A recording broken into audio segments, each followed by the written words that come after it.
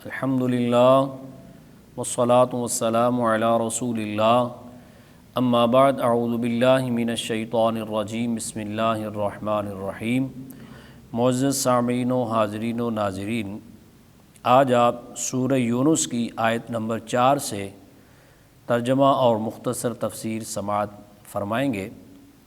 اس آیت میں حشر کا بیان ہے اور دوبارہ پیدا کرنے کا جو اہم مقصد ہے اس کا بیان کیا گیا۔ فرمایا الیہ مرجعکم جمیعا، اسی کی طرف تم سب کو لوٹنا ہے۔ وعد اللہ حقا، یہ اللہ کا سچا وعدہ ہے۔ یعنی آپ نے جو پچھلی آیات سنی، آیت نمبر 3 میں اللہ تعالیٰ نے فرمایا ذالکم اللہ ربکم فاعبدوہ، تو یہ اللہ تمہارا رب ہے، اسی کی عبادت کرو۔ آگے اللہ پاک نے پہلے اپنا تعارف پیش کیا کہ میں وہ رب ہوں جس نے زمین و آسمان کو پیدا کیا ہے، پھر عرش قائم کیا ہے، 6 دنوں میں پیدا کیا ہے، میں ہی اس کا کنٹرولر ہوں اور میری بارگاہ میں میری اجازت کے بغیر کوئی سفارشی نہیں ہے۔ میں یہ بیان کرنے کے بعد فرمایا تم اس رب کی عبادت کیوں نہیں کرتے؟ اور اب یہاں فرمایا جا رہا ہے کہ وہ رب جس کی تمہیں عبادت کرنے کا حکم دیا جا رہا ہے، تم نے اسی کی طرف لوٹ کر جانا ہے، اور یہ اللہ تعالیٰ کا سچا وعدہ ہے۔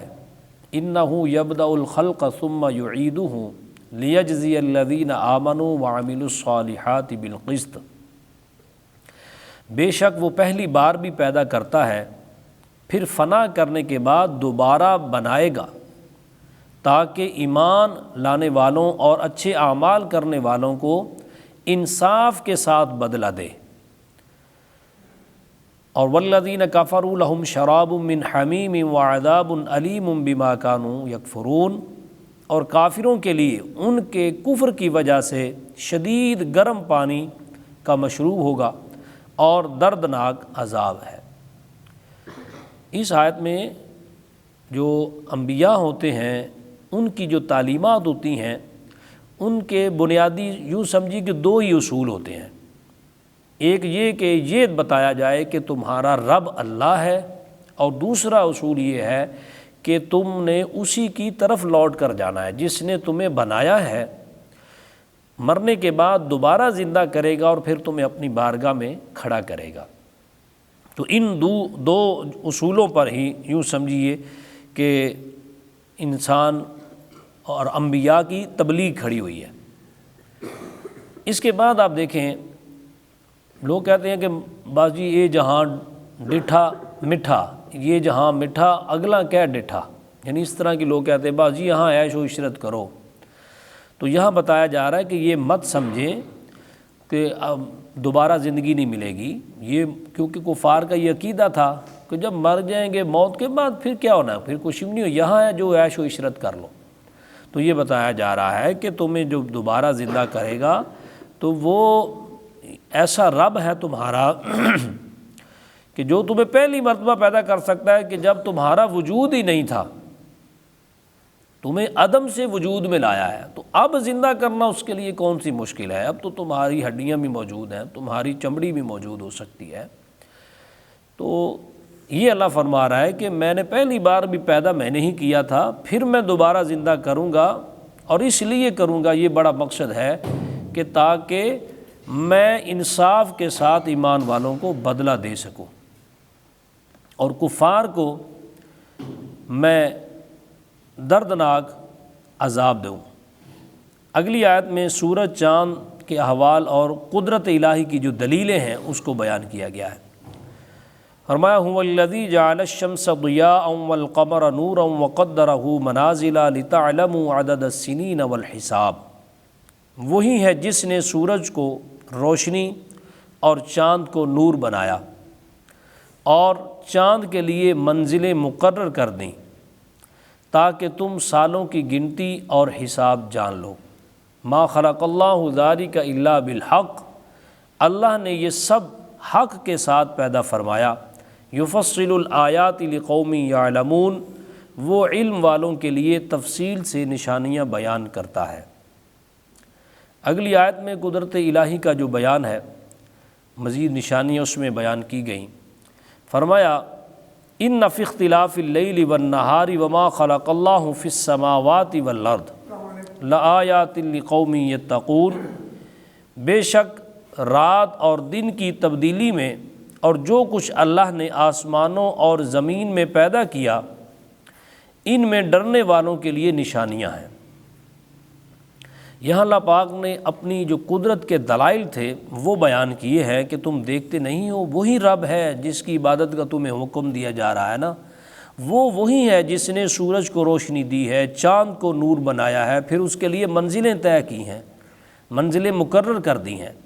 تو وہ اس لیے کی ہیں کہ چاند کی وجہ سے تم سالوں کی گنتی کو پورا کر لو، جان لو، حساب جان لو۔ یہ جو اب ہجری اور عیسوی سال یہ تو اب بعد کی بنیاد ہے، پہلے لوگ چاند سے ہی دن گنتے تھے، سال بناتے تھے، پھر اپنے معاملات جو تھے وہ طے کرتے تھے، سورج سے وقت کا پتہ چلتا تھا۔ گھڑیاں تو اب بنی ہیں، جدت آئی، تو اس وقت لوگ سورج سے ہی وقت معلوم کیا کرتے تھے۔ تو یہ اللہ تعالیٰ نے فرمایا کہ یہ علم والوں کے لیے ہم نے تفصیل سے نشانیاں بیان کر دی ہیں، اور پھر بے شک رات اور دن اس کی جو تبدیلی ہے، یہ کائنات میں اتنی بڑی تبدیلی ہے کہ جب رات جاتی ہے اور دن آتا ہے، یہ اتنی بڑی تبدیلی ہے، دنیا کی سب سے بڑی سپر پاوریں اور ساری سپر پاوریں مل کر اپنے سالوں کا بجٹ لگا کر، اور اس بجٹ کے ساتھ وہ اگر 1 گھنٹے کے لیے سورج جتنی روشنی اور اتنی گرمی پیدا نہیں کر سکتی، 10 منٹ کے لیے نہیں کر سکتی کہ پوری کائنات کو اس طرح روشن کر دیں جس طرح سورج کرتا ہے، اور اتنی جو ہے وہ گرمی ہو جائے، اتنا ٹمپریچر نہیں فراہم کر سکتی پوری دنیا کی سپر پاوریں مل کر بھی۔ تو یہ اللہ تعالیٰ جل شانہ اور کائنات کی کتنی بڑی تبدیلی ہے۔ تو اللہ یہی فرما رہا ہے کہ تم اس میں غور کرو، فکر کرو، اور جو متقی لوگ ہیں، وہ ڈرنے والے جو ہیں، ان کے لیے ہم نے نشانیاں بیان کر دی ہیں کہ جو سمجھدار لوگ ہیں وہ یہ سمجھتے ہیں۔ اب دیکھیں، دن سے پھر رات کا آنا اور پھر رات کا اندھیرا چھا جانا، اس میں کتنا سکون ہے۔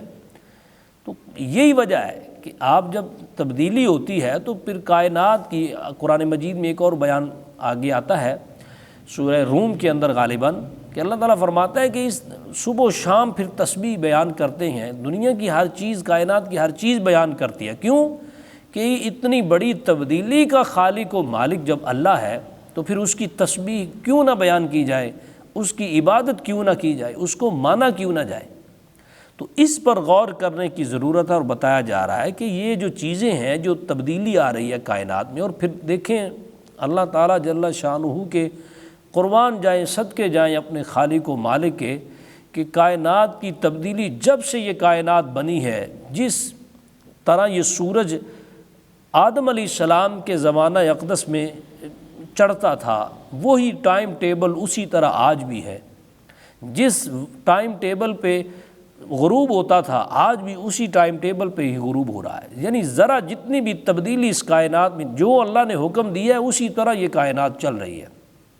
ہم بدل گئے، ہم نے اس اللہ تعالیٰ سے سرکشی کی، اس کے باغی ہو گئے، بغاوت کی، ہم نے نافرمانیاں ہم کرتے ہیں، لیکن قربان جائیں اللہ تعالیٰ جل شانہ نے اس میں تبدیلی نہیں کی۔ یعنی اب یہ نافرمان ہو گئے ہیں تو ان کو نہیں، اسی طرح سورج آ رہا ہے، اسی طرح رات آ رہی ہے، دن جا رہا ہے۔ تو یہ اللہ تعالیٰ بتانا چاہتا ہے کہ یہ جو دن اور رات کی تبدیلی ہے، جو کچھ اللہ نے آسمانوں اور زمینوں میں پیدا کیا ہے، ان سب چیزوں کو دیکھو تو تمہیں پتہ چلے گا کہ ہمارا رب کتنا بڑا ہے، اور اسے اللہ اکبر کہنے میں تمہیں مزہ آئے گا۔ تو اس میں نشانیاں ہیں، اور ایمان والے صرف جو ہیں، جو تقوی والے ہیں، پرہیزگار ہیں، وہ ڈرتے ہیں۔ اور جبکہ بہت سارے کافر ایسے ہیں کہ ان کے کفر میں اضافہ ہی ہوتا ہے، ان چیزوں کو دیکھتے ہیں۔ جس طرح آپ دیکھ رہے ہیں کہ موجودہ حالات میں آج اکثر سائنسدان جو ہیں، سائنس میں ترقی کرنے کے بعد خدا کے منکر ہو جاتے ہیں۔ کچھ ایسے مسلمان بھی، کلمہ گو بھی ایسے ہوتے ہیں کہ جب وہ سائنس میں ترقی کرتے ہیں تو وہ الحاد اور ایتھسٹ ہو جاتے ہیں، خدا کے منکر ہو جاتے ہیں۔ تو اللہ تعالیٰ جل شانہ اس نے قرآن مجید میں بہت ساری ایسی باتیں بیان کی ہیں، آیات بیان کی ہیں، اپنی قدرت کے جو دلائل دیے ہیں وہ بڑے مضبوط دلائل ہیں۔ تو اللہ تعالی ہم سب کو اپنی معرفت عطا فرمائے، رسول کائنات صلی اللہ علیہ وسلم کی سچی غلامی نصیب فرمائے، اللہ ہم سب کو قرآن مجید کا نور عطا فرمائے، آمین بجاہ النبی الامین۔